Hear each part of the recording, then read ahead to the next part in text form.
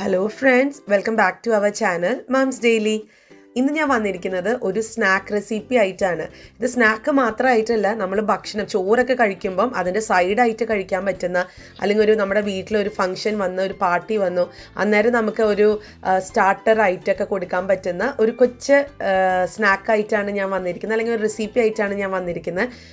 ഇതൊരു വെജ് റെസിപ്പിയാണ്, അതുകൊണ്ട് തന്നെ എല്ലാവർക്കും ഒരുപോലെ ഉണ്ടാക്കാൻ പറ്റും കേട്ടോ. അപ്പോൾ ഇതെങ്ങനെ ഉണ്ടാക്കാമെന്ന് ഞാൻ പെട്ടെന്നൊന്ന് പറഞ്ഞുതരാം.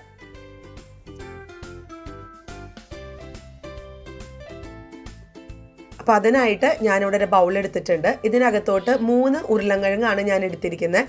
ഇത് പുഴുങ്ങിയിട്ടുള്ള ഉരുളൻകിഴങ്ങാണ്. ജസ്റ്റ് കുക്കറിൽ ഞാനൊരു 2 അടി അടിച്ചിട്ട് എടുത്തിട്ടുള്ള ഉരുളൻകിഴങ്ങാണ്. അന്നേരം ഞാൻ ഇതിനകത്ത് ഉപ്പോ മഞ്ഞപ്പൊടി ഒന്നും ഇട്ടിട്ടില്ല. ജസ്റ്റ് ആ 3 ഉരുളൻകിഴങ്ങ് മാത്രമാണ് ഇട്ടിട്ടുള്ളത്. അപ്പോൾ അതാ ഞാൻ ഈ ബൗളിനകത്തുള്ള ഉരുളൻകിഴങ്ങ് നല്ല ചൂടുണ്ട് കേട്ടോ. അപ്പോൾ അതുകൊണ്ട് ഞാൻ ജസ്റ്റ് ഒന്ന് കൈകൊണ്ടൊന്ന് ചെറുതായിട്ടൊന്ന് ഉടച്ചു കൊടുത്തിട്ടേ ഉള്ളൂ. ഇനി ഇതിനകത്തോട്ട് നമുക്ക് കുറച്ച് കാര്യങ്ങളൊക്കെ ചേർക്കാനുണ്ട്. അപ്പോൾ അതിനായിട്ട് ആദ്യം ചേർത്ത് കൊടുക്കുന്നത് ഒരു 1/2 ടീസ്പൂണോളമുള്ള കശ്മീരി ചില്ലി പൗഡറാണ്. പിന്നെ ചേർത്ത് കൊടുക്കുന്നത് ഉപ്പാണ്. ഉപ്പ് ആവശ്യത്തിനുള്ള ഉപ്പ് ചേർക്കുക. ഞാനിപ്പോൾ 1/4 ടീസ്പൂണോളം ഉപ്പ് ചേർത്ത് കൊടുത്തിട്ടുണ്ട്. പിന്നെ ചേർത്ത് കൊടുക്കുന്നത് ഗരം മസാലയാണ്. ഞാനിവിടെ ഒരു 1/2 ടീസ്പൂണോളമുള്ള ഗരം മസാല ചേർത്ത് കൊടുത്തിട്ടുണ്ട്. പിന്നെ എരിവിന് പച്ചമുളക്, ഞാനിവിടെ കശ്മീരി ചില്ലി പൗഡറാണ് ചേർത്ത് കൊടുത്തത്. അതിന് വലിയ എരിവൊന്നും ഇല്ലാത്തതുകൊണ്ട് പച്ചമുളകിലാണ് ഞാൻ എരിവൊക്കെ കൂട്ടുന്നതും കുറയ്ക്കുന്നതൊക്കെ. അപ്പോൾ ഞാനിവിടെ ഒരു പച്ചമുളകാണ് ഞാൻ എടുത്തിട്ടുള്ളത്. ഇനി ചേർത്ത് കൊടുക്കുന്നത് മല്ലിയിലയാണ്. മല്ലിയില ചെറുതായിട്ട് അരിഞ്ഞത് ചേർത്ത് കൊടുക്കുന്നുണ്ട്. മല്ലിയിലയ്ക്ക് പകരം നിങ്ങൾക്ക് കറിവേപ്പില ഉണ്ടെങ്കിൽ കറിവേപ്പില ചേർത്ത് കൊടുക്കാം. ഇനി ഇത് ഞാൻ നമ്മുടെ കൈ വെച്ചിട്ട് നന്നായിട്ടൊന്ന് ഉടച്ചു കൊടുക്കുകയാണ് ചെയ്യണം. ഒരു ചെറിയ കഷ്ണം പോലെ ഇങ്ങനെ കിടക്കാൻ പാടില്ല, അത്രയും നന്നായിട്ട് തന്നെ ഉടച്ചു കൊടുക്കണം. അപ്പോൾ അതാ ഞാനൊന്ന് ഉടച്ചെടുത്തിട്ട് വരാം. അപ്പോൾ ഈ സ്നാക്ക് എന്ന് പറയുന്നത് ഞാൻ പറഞ്ഞ പോലെ നമുക്കിപ്പോൾ പെട്ടെന്ന് ചോറിന് കറിയൊന്നുമില്ല, അല്ലെങ്കിൽ ഒരു വറവ് എന്തെങ്കിലും വേണം എന്നൊക്കെ നമ്മളങ്ങനെ ചിന്തിക്കുന്ന ആൾക്കാരൊക്കെ ആണെന്നുണ്ടെങ്കിൽ ഈ ഉരുളൻകിഴങ്ങും അതുപോലെ തന്നെ സവോളയൊക്കെ വെച്ചിട്ട് പെട്ടെന്ന് ഉണ്ടാക്കിയെടുക്കാൻ പറ്റുന്ന ഒരു ഡിഷാണ്. ഇനിയിപ്പോൾ അതല്ല നമ്മുടെ വീട്ടിലൊരു ഗസ്റ്റ് പെട്ടെന്ന് വരുവാണെന്നുണ്ടെങ്കിലും ഒക്കെ നമുക്കിത് ഉണ്ടാക്കാൻ പറ്റും. ഇതിനു വേണ്ടി എടുക്കുന്ന സമയം എന്ന് പറയുന്നത് ഒരു 10 മിനിറ്റ് ആണ്. എല്ലാം കൂടെ നമുക്ക് 10 മിനിറ്റിനകത്ത് ഈ ഒരു ഡിഷ് ഉണ്ടാക്കാൻ പറ്റും. ഇതൊരു തരത്തിൽ കട്ട്ലേറ്റ് പോലെ തന്നെ ഇരിക്കും കാണാൻ. പിന്നെ അതുമാത്രമല്ല, നമുക്കിതൊരു ചായക്ക് കഴിക്കാൻ പറ്റുന്ന ഒരു സൂപ്പർ ചായക്കടി പലഹാരം കൂടിയാണ് കേട്ടോ. അപ്പോൾ അതാ ഞാനത് നന്നായിട്ടൊന്ന് കുഴച്ചെടുത്തിട്ട് വരാം. ഇനി അതുപോലെ തന്നെയാണ്, ഇനിയിപ്പോൾ ഗരം മസാലയ്ക്ക് പകരം നിങ്ങൾക്ക് ചാട്ട് മസാല വേണമെങ്കിൽ ചേർക്കാം. ചാട്ട് മസാലയൊക്കെ ഇപ്പോൾ ഒരു പാക്കറ്റൊക്കെ മേടിച്ച് വെക്കുന്നത് വീട്ടിൽ നല്ലതാണ്. നമുക്ക് എന്തെങ്കിലും ഈ നോർത്ത് ഇന്ത്യൻ റെസിപ്പിയൊക്കെ അല്ലെങ്കിൽ സ്നാക്കൊക്കെ വീട്ടിലധികം ഉണ്ടാക്കുന്ന ആൾക്കാർക്ക് ചാട്ട് മസാല ഒത്തിരി ഹെൽപ്ഫുള്ളാണ്. അപ്പോൾ ഇതാ ഞാനിതിവിടെ കുഴച്ചെടുത്ത് വെച്ചിട്ടുണ്ട്. ഇനി ഇതിനകത്തോട്ട് നമുക്ക് ഭയങ്കര കുഴപ്പമല്ലേ, അതായത് ഇങ്ങനെ കുഴഞ്ഞല്ലേ ഇരിക്കത്തുള്ളൂ ഈ ഒരു പൊട്ടറ്റോ തന്നെ ആവുമ്പോൾ. അപ്പോൾ നമുക്കതൊന്ന് ബൈൻഡ് ചെയ്യാൻ വേണ്ടിയിട്ട്, അല്ലെങ്കിൽ നല്ലൊരു രീതിയിൽ വരാൻ വേണ്ടിയിട്ടും, അതുപോലെ തന്നെ നമുക്ക് നമ്മുടെ ഈ സ്നാക്ക് നല്ല ക്രിസ്പി ആയിട്ട് വരാൻ വേണ്ടിയിട്ട് ഞാനിപ്പോൾ 2 ടേബിൾ സ്പൂണോളമുള്ള അരിപ്പൊടി ചേർത്ത് കൊടുത്തിട്ടുണ്ട്. അരിപ്പൊടിക്ക് പകരം നിങ്ങൾക്ക് കോൺഫ്ലവർ ചേർക്കാം, അല്ലെങ്കിൽ മൈദയൊക്കെ ആണെങ്കിലും ചേർക്കാം. അപ്പോൾ അതാ ഞാൻ അരിപ്പൊടിയും കൂടെ ചേർത്തിട്ട് നന്നായിട്ടൊന്ന് മിക്സ് ചെയ്തെടുത്ത് വന്നിട്ടുണ്ട്. അപ്പോൾ കണ്ടോ, ഇങ്ങനെയാണ് വന്നിട്ടുള്ളത്. ഞാനിപ്പോൾ കയ്യിലൊക്കെ ഒന്ന് ഒട്ടിപ്പിടിക്കുകയോ അങ്ങനെ ഒന്നും ചെയ്യുന്നില്ല, അത് നമ്മൾ അരിപ്പൊടിയൊക്കെ ചേർത്തത് കൊണ്ടാട്ടോ. ഇനിയിപ്പോൾ അതവിടെ മാറ്റി വെച്ചിട്ടുണ്ട്. ഇനി ഇതെങ്ങനെയാണ് ഞാൻ ഉണ്ടാക്കുന്നത് നോക്കാം. അതിനായിട്ട് ഞാനിവിടെ ഒരു സവോള എടുത്തിട്ടുണ്ട്. അപ്പോൾ ഒരു സവോള വെച്ചിട്ട് തന്നെ, ഇപ്പോൾ ഇത് അത്യാവശ്യം വലിയൊരു സവോളയാണ്.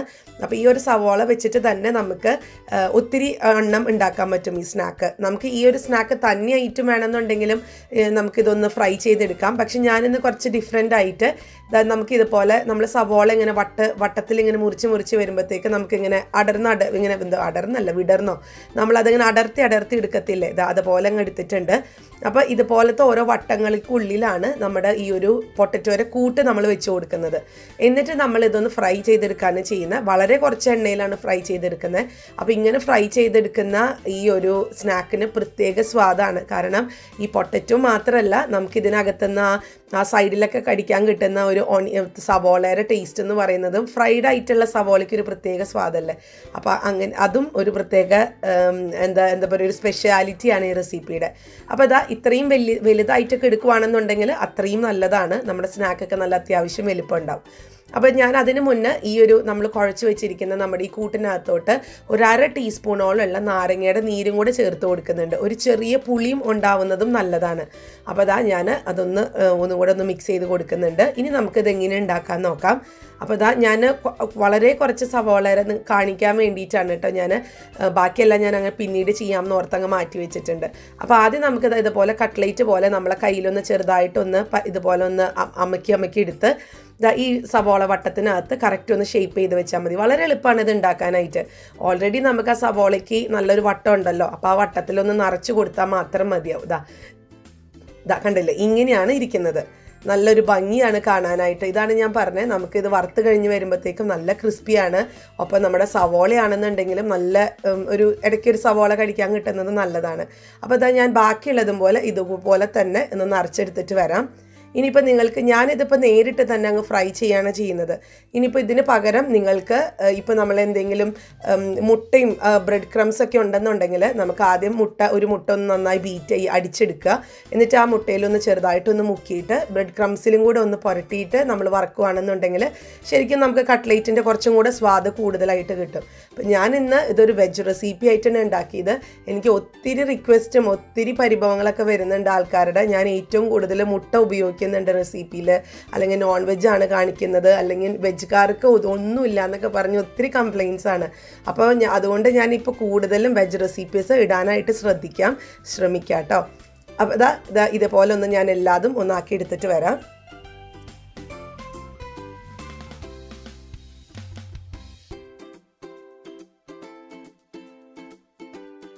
അപ്പോൾ ഞാൻ കുറച്ചൊക്കെ ഇങ്ങനെ ഇതുപോലെ തന്നെ ഫില്ല് ചെയ്ത് മാറ്റി വെച്ചിട്ടുണ്ട്.